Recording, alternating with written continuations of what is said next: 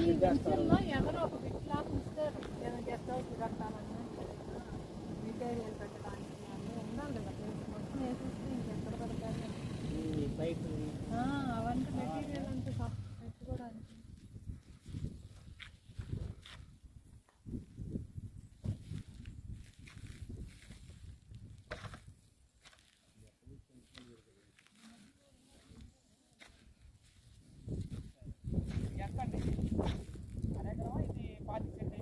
మీకు బిట్లు ఉన్నాయి అట్లా 60 నీకు 25 సెంటు 1250 గజాలు వస్తుంది.